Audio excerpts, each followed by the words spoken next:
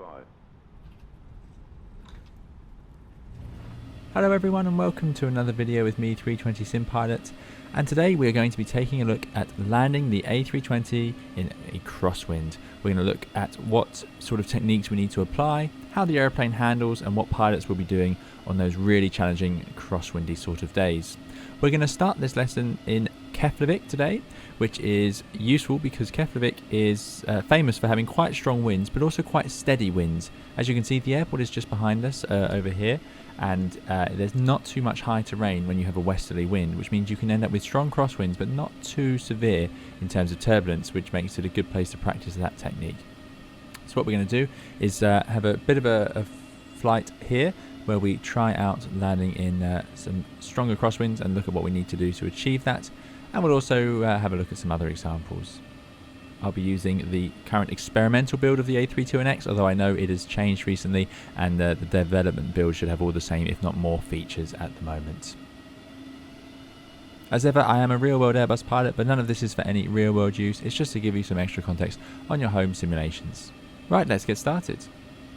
As you probably noticed, and as you can hear the cat or first officer complaining, you can see the wings are flexing up and down. It's quite a breezy day here, so the current winds, and I can show you, are set to be relatively moderate. We've got 24 knots, pretty much straight across the runway, and we've got gusts of another 11 knots on top of that. So yeah, not the worst conditions ever, but that gives us a maximum speed of up to 35 knots. So we have to account for that in our crosswind limits. There are crosswind limits on the 320, of course. The maximum demonstrated is 38 knots in a dry runway, so we have to be a little bit careful to make sure that we don't exceed that. That does include the gust. So if the wind speed is 35 knots, gusting 45 knots straight across the runway, then we wouldn't attempt a landing until we knew it was within the limits for the aircraft. Something else to note, of course, is that this wind is straight across the runway. We're going to land on runway 19, so it's basically a full crosswind. If it was more down the runway, we could land in higher wind speeds. If it was, say, 45 degrees off, so coming from a southwesterly direction instead of just a westerly, then a point more down the runway, and we could, of course, have higher wind speeds. There's no headwind limit for landing like this, although there is a headwind limit for landing in a autoland, but we'll talk about that another time. So let's go and begin our ILS approach and talk about how we're going to keep ourselves on that centre line and get ourselves safely down. Here we are then on the flight deck now, and as you can see, being shaken around a bit by that wind. Quite common as you get into the lower layers. This is where you'll really start to know if this is going to be a rough day or not. So this is looking pretty rough, but of course the weather in Flight Simulator is a little bit unrealistic. You can see here we have 270. It's varying up and down actually by that 10 knots. So that's a little bit severe for up here. Usually as you're up at 6,000 feet, the air will be a little bit smoother unless you're near terrain. So what we might do is let's just adjust those gusts. The gusts aren't behaving quite as I'd expect them to. Let's give it about 6 knots, and let's just increase the base speed. We'll do sort of 29 knots. So that's up to sort of 36 knots. So we're getting close to a maximum crosswind here. And yeah, we'll leave that as it is. So what sort of things do the pilots think about preparing an approach like this? One thing I would like to point out is the rudder does not move like that. You don't feel the pedals moving in flight. The Airbus does not aggressively move the rudder. The reason is you don't want to aggressively move your rudder while you're flying along up in the air, because there's a lot of strain on the tail fin assembly and it's not designed for that. So yeah, that's not quite how it would behave. But yeah, what sort of things are we going to do? Well, first thing, we've got to choose what flap we want to land at. So typically in the 320, as many of you will know, we can land at either flap 3 or flap full. Now on a really windy day, it is noted by Airbus as well, but it's noted by a lot of pilots that landing in flap full gives you slightly more control. It makes the aircraft a little easier to control. Why is this? Well, you've got more drag with flap full, so the engines will have to be spooled up higher on final approach. That's going to give you a bit more of a fighting chance at keeping the speed within a more appropriate speed range. So my preference is flap full on really windy days. Now there is a caveat to that, and I'm sure there's Airbus pilots shouting at the monitor right now, which is that if it is expected wind shear, then you're supposed to approach in config 3. The reason for that is with config 3 there's less drag, and therefore if you have to fly a wind shear or escape maneuver of some variety, you can go to full thrust and there'll be less drag on the airframe because the flaps will be at 3 as opposed to full. However, My theory on this, and this is again in purely my opinion, is that if you're making an approach where you expect to get a full-on wind shear warning, then you maybe want to think twice about making that approach. Whereas if it's just turbulent, so for example today I'm not expecting a wind shear because we know we have relatively smooth terrain around Keflavik. So here you go, here's the Keflavik chart, relatively low terrain all around. There is that 4000 MSA, but that's to do with terrain off further to the east. So the wind is coming in over the sea, over flat ground, and then we're going to land with that crosswind. So yeah, nothing too exciting there. So I'm not expecting wind shear, so I'm going to go for a flat full landing just to make my life a little bit easier. Now if it was smooth enough, even when it's windy, you could of course use flap 3 for the crosswind. That won't matter. It's only the only reason to prefer flap full for me would be if you're expecting a bit of turbulence. So we are getting to some turbulence today, but not, as I say, pure wind shear. Wind shear is talking about big changes in energy that could cause you to go below the safe energy state of the airplane. Right, so there we go. So that is going to be config full landing, as we've decided. We've got plenty of fuel, so that's the other thing pilots will be thinking about on a day like this. It's not that. Do we have enough fuel to mess this up and try again? So I've arrived with 9 tons of fuel, a ludicrous number. You would typically be here with less than that. Now Keflavik's a bit of an isolated aerodrome, so maybe perhaps a special case, but yeah, you're going to have a good extra bit of fuel on board, probably at least a ton, maybe a bit less, maybe a bit more. It just depends on how the conditions have panned out and what the forecast is and what your alternate is expecting to be. But there we go. So let us descend down now and head in for our ILS, and we're going to talk about how we can fly the approach safely and get ourselves onto that runway centerline. I've now turned off the gusts. I'm not happy with the way they are acting. It doesn't feel realistic to me. If you see, if I just increase the gust speed to 5 knots, for example, 5 knots up and down, but you can notice this ground speed moving. It just feels a little bit too aggressive. I wouldn't expect to see a speed tape like this for 5 knot gusts. So I'm going to turn that off and we'll just run with the strong crosswind. So landing with about 30 knot crosswind. This is probably a better way to show this anyway because we're learning a technique here. So there we go. So we've set up our approach. We are now descending down to 3,000 feet. I'm going to activate the approach phase, of course, and we are on the QNH. Low QNH today, 996, as you would expect when you have strong winds. Probably means that there's a low pressure in the area. So some things to consider now for the approach. Well, obviously we're going to have got the passengers sat down a bit earlier, especially if we're expecting turbulence. But otherwise, the approach is going to be pretty normal. We don't need to get ourselves too concerned with changing our configuration. The only thing is you might want to give yourself a bit more room to get stable. So because of that strong crosswind, instead of trying to stabilize at 1,000 feet by configuring it maybe 5 miles, you might consider to configure a little bit earlier just to make sure that you're ready to land by 1,000 feet. Other than that, we're going to let the automatics do their job. The Airbus autopilot is incredibly capable and will easily intercept an ILS centerline even in some of the strong, really strong winds. You can see much stronger winds. I've seen 70 knot winds at 4,000 feet and the Airbus can still get itself to the centerline. It's very, very good. Not all airliners can do that, but the Airbus one is very capable. And I've only ever seen the autopilot drop out once, so it can handle the turbulence. But there we go.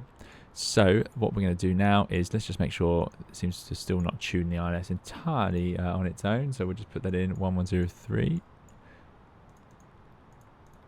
This auto tune seems to work sometimes and not other times, but there we go. Right, indicator Oscar, there's our ILS DME for Keflavik. So we're going to configure as per normal, descend down the ILS, and we're going to expect to see a slightly different picture. So let's fast forward to that point. Let's now talk about the technique we're going to use to land in a crosswind. First of all, as we descend on final approach, we want to maintain the runway centerline or the extended centerline. So in your mind, draw a line out from the runway in a straight line, and then you're going to try and fly over that. To do that, you need to be sitting yourself over that centerline, and we'll have a look at what that looks like in a second in the simulator. And you're going to have some drift on, or otherwise known as a crab angle or an angle. So the airplane will be crabbing. What that means is the airplane will point slightly into wind. So your airplane will no longer be pointing straight at the runway. You're going to point into the wind a bit. So we need to make sure that we have the right angle there. So what's going to be important is that we, while looking at the runway, can tell that we are moving over that center line, even if we aren't pointing straight at the runway. If we try and point straight at the runway, we'll drift left or right, and that's no good. So maintain that center line. That's very important. You must maintain it. If you go downwind, if you get blown slightly with the wind, it'll be very hard to get back to the center line. If you're ever so slightly upwind, ever slightly into the wind, it won't be such a problem. We'll see that later in the video, but you want to be on that center line ideally. Then the landing is pretty much as normal from there. You're going to flare, you're going to close the thrust levers all as normal. So around about 30 feet for the flare, closing the thrust levers at some point after that and before the wheels touch down. And then you're going to, only after you've done your flare, you're going to use the rudder to squeeze that drift off. So you squeeze the rudder pedal to point the nose of the airplane down the runway. You only want to be in this configuration or with that nose pointing down the runway for a few seconds before touchdown, because otherwise, obviously, you'll start to drift with the wind. One thing you can do if you want to is put a little bit of interwind aileron. So what that means is, say I have to use left rudder to point the nose of the airplane down the runway, I could use a tiny bit of right aileron to just make sure we land on that upwind wheel, but you don't need any, and I'm not going to use any in today's video, in this first one anyway. The point is the Airbus will keep the wings level. In traditional airplanes, you'd need to use more aileron because as you use the rudder, there's a secondary effect where the airplane will try and roll, but the Airbus computers will automatically remove that, so we don't have that issue. So you're going to remove the drift with the rudder by squeezing that rudder on. You don't need any aileron particularly. And then here's the next and most important part for staying on the centerline or staying on the runway, is you have to hold the rudder after you land. So you're going to squeeze that rudder in to get the airplane pointing down the runway. And once you've done that, you need to touch down and hold that rudder. If you let go as soon as you touch down, the airplane will try and weathercock, it will try and point straight into wind, and you'll find yourself being dragged off the centerline. We can engage reversers as usual and auto brakes. I'll talk about the braking a bit later in the video. Pilots, when we descend into an airport on a windy day, the one thing we do look for is, or I certainly do, is that you look out at the water, and if you see a picture like this with the white sort of white horses as it's called, then you'll start to know that yeah, this is definitely a windy, blustery day. You can also see wind patterns, so if you see strong areas of this and then other areas of smoother water, then you'll get an idea that there is potentially more room for wind shear. It's more turbulent air, which is a bit worse obviously than if it's just purely all white, which just means it's windy everywhere. So yeah, windy day here. It's nice to see this simulated in Microsoft Flight Simulator. Yeah, really good. And you can obviously see even worse than this, but seeing the white bits of foam is a good giveaway. So here we go then, coming in onto our final approach, and you can see what's happened. We've gone through the localizer. That was bad vectoring on my part. The real aircraft, like I say, can account for that very well. So we're going to fully configure now. Let's get our speed brake armed, landing lights on. We'll alert the cabin crew. We're now at flaps full, and hopefully it'll find its way over to that centerline, which is actually the fly-by-wire custom autopilot is doing a really good job of that. And there we go. I've seen real airliners, not Airbuses, but real airliners that can't do it quite that well. So final approach now, and we've got this 28 knots from the right. We're back at our final approach speed. Would we add any speed to this? So this is calculated. We have ground speed mini, which I talk about in other videos, and I will probably talk about in the future. But talking in a pure crosswind, ground speed mini doesn't have much of an effect. So yeah, it also applies only when there's a wind difference on the ground to where you are.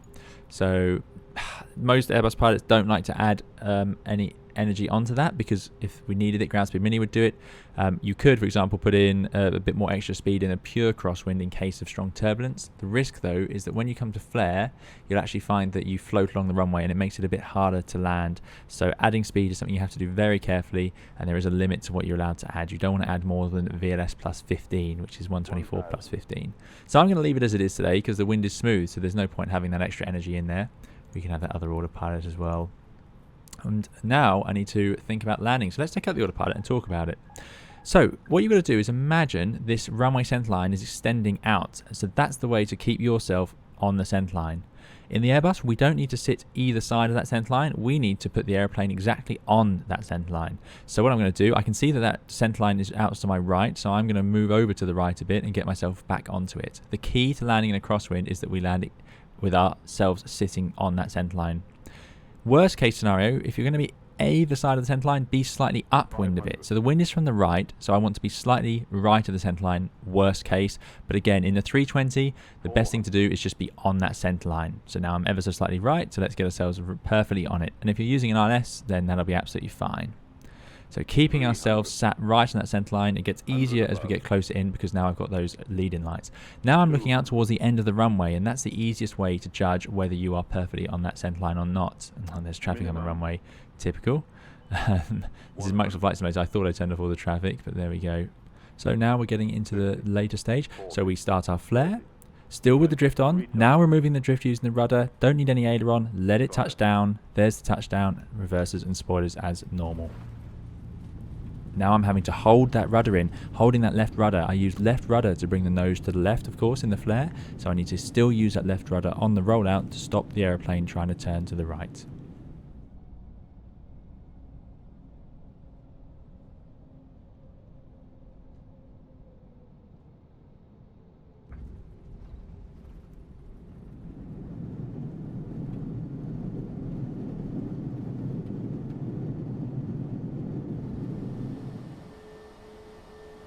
Just to emphasize my point a bit more, here's a replay of that landing. Ignore the elevator position, that's just the replay tool. But there you go, you can see the drift angle is still on. There's the rudder coming in, and the airplane now points down the runway, and there's the touchdown. You don't want to remove it too early. You also need to do a normal flare. If you flare late, you'll find you don't have the time to remove all of that drift. I'm going to say now that I'm very impressed with the fly-by-wire's custom fly-by-wire system in their A32NX, because this is feeling really nice and quite intuitive for me, just to apply the same techniques I would in the airplane into this simulator. Rudder pedals are a big bonus here, they make it a lot easier. So now we're going to whiz back around and try out another approach. This time I've made it even worse. We're going to go with 270 and 34 knots, so basically 35 knots straight across the runway. And we're going to see how that technique can help us. The other thing we need to do is set up, we talked a bit about how we might land, but let's just talk about after landing. Medium auto brake is the auto brake that most pilots will choose, unless there's some overriding reason not to. The simple reason for that is the auto brake being at medium will slow you down quicker, which gets the airflow off the wings a bit quicker. So obviously if you slow down, the faster you're going through the air, the more the air affects the airplane. On the ground with a crosswind like this, the airplane is going to want to weathercock, it's called, which is when the airplane will try and point the nose into wind.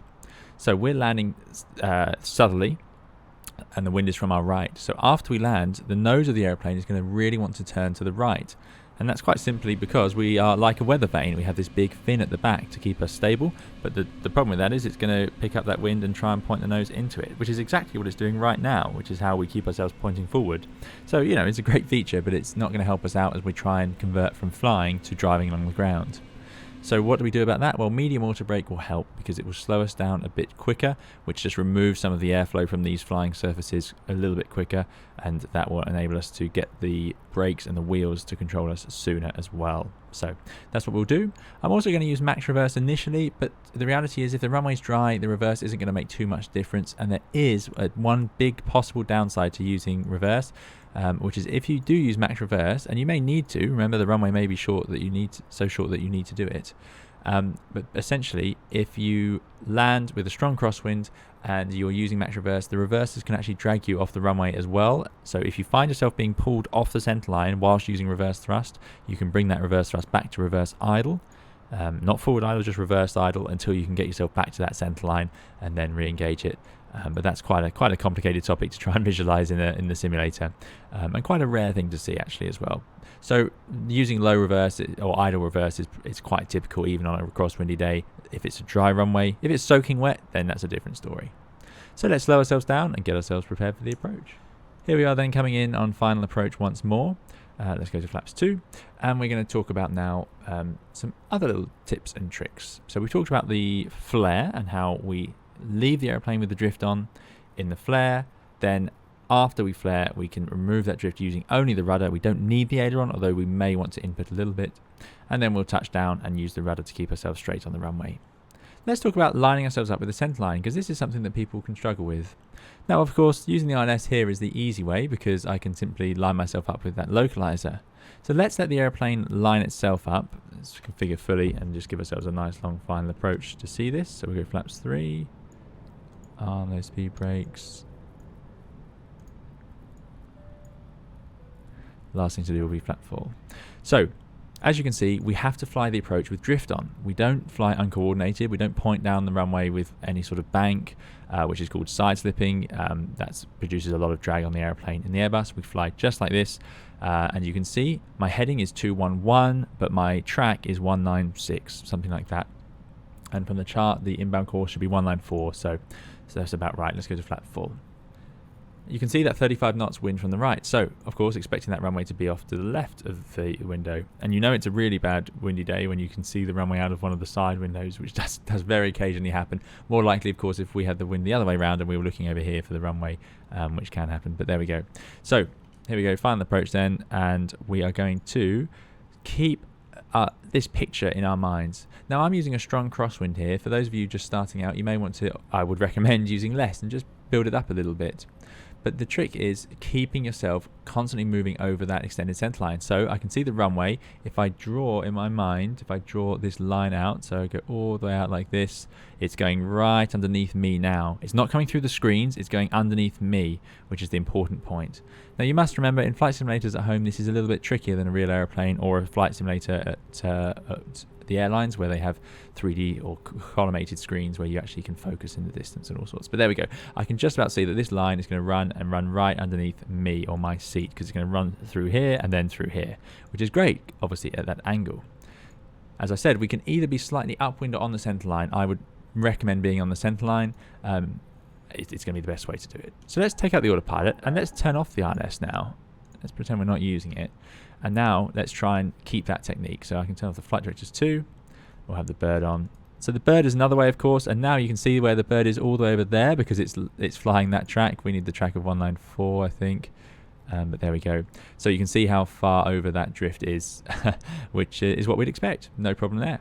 But basically now I'm going to be visually keeping myself along that line. So I can see it's still here. If we move over to the right slightly, oh, bit of stutter there. Microsoft Flight Simulator has been a little bit stuttery for me lately, I must confess. Now I can immediately see that this center line is running down the side of the airplane here, so that's no good. Luckily, because I'm upwind, it's quite an easy correction, because I can simply put the nose back towards the runway and the airplane will drift over there. If I was downwind, I'd have to apply even more crosswind correction and move myself over. So if I'd been to the left. So let's get ourselves back over. Okay, now I reckon about there. Those lights are driving right underneath us, and that's going to be my clue. Now I'm looking down the runway, and if I look further down here, I can judge whether that line is moving underneath me or not.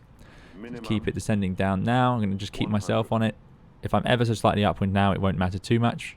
50, 40, Keeping the drift on. 30, 20, 30, flare, rudder, close the thrust levers, and I'm slightly right of centerline. Not a problem, because I know I'm going to drift to the left in the flare. And there's touchdown. Now that's holding the rudder. You can see down there my rudder pedal has to be held, otherwise we will soon. If I just let go, you can see what happens. That nose drives to the right as we try and weathercock. So let's get those reverses out, which is a bit delayed. And I've got that medium water brake taking the strain for me. So very important you hold the rudder after touchdown as well. Right, and that's that. We are now safely on the ground. As usual, through 70 knots, reverses to idle. I've actually put them to forward idle, which is a bit incorrect. And there we go. We make it on the center line to our exit point. So from that one, you can see that being slightly upwind, so that the wind was from the right, I was ever so slightly right of the center line, but by being upwind in the flare, it's not such a problem, because the worst or most likely thing that's going to happen is we'll drift slightly towards that center line. Remember, when we're in the flare, we're no longer correcting for that crosswind. So if we spend too long in the flare, and that was quite a long flare there, if we spend too long in the flare without touching down, we will start to drift with the wind, because we're no longer pointing into wind. We can use a little bit of aileron, but I didn't use any aileron there. The Airbus does account for it, so it will keep its wings level. The reason to use aileron in non-Airbus aircraft is that they might actually bank when you do that, when you apply that rudder, but the Airbus doesn't do that, it counteracts it for you. So for this approach, I swapped the wind around. It's now coming from the left, 100 at 35 knots, at a similar sort of speed. We're going to intercept the RLS, and we'll just see a couple of potential mistakes. We'll also see how this technique will work if we just apply it exactly the same. It doesn't matter about which runway or the direction of the winds. You just fly yourself down that center line, flare, remove the drift, touchdown. So now let's configure the aircraft for landing, as we have been doing. We'll go to manage speed, and you can see obviously having the wind off the other way means that the runway is now sitting out to my right. So I've got to again judge that center line. Is that drawing right through me? So a little bit hard to do this far out, but we will see what happens as we get a bit closer in. Just ding on the cabin crew, full flapper, make sure these ground spoilers are armed. Okay. So let's do exactly the same again. Can we judge that center line? Let's get the autopilot out, turn off those flight directors, and let's remove the ILS. We don't need any of those to do this. And there we go. So is that centerline running out and through the airplane? I'd say it is. I'd say we're in a pretty good place. I'll turn on track FPA just to have, and you can see it's all the way over there off to the right. Always a bit of a windy day when that track FPA is nearly off the primary flight display.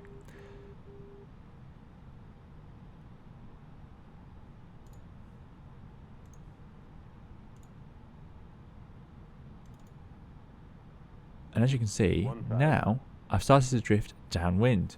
Now this is no good, of course, because I now need to turn to the left to get myself back over to that centerline. But with that wind coming from the left, I need to turn quite considerably through. You'll see my heading now is almost, over 15 degrees off. But you've just got to do what you need to do to get yourself over to that centerline. So there we go. Now I can see that line is pretty much straight again on my screen, running right through me. So about here. So let's get that nose back to sitting with that drift. And of course we need to remember to leave some drift on. A common mistake now would be to try and make that picture look more normal. So I would try and do this. That's an easy thing to try and do, where I immediately start to drift downwind, and that's because if you try and make the picture look the same as it does without a crosswind, it won't work. So let's get ourselves over. These are pretty large bank angles to need on final approach, which is why you really don't want to let yourself get downwind. So that's all for today's video. I hope it's been useful for you, something I've been asked a little bit about in previous videos and streams. And yeah, it's quite a good topic. It's a difficult thing for pilots to do. It's something that takes a bit of practice, and it takes a bit of extra thought. I hope it's provided a bit of extra information for you and will help you out with your Airbus simulations at home. There'll be plenty more Airbus guides and videos and live streams coming to the channel very soon, so do please subscribe if you'd like to see those. Otherwise, please keep safe and well, and we'll see you again in another of those videos or live streams very soon. Thank you. Bye bye.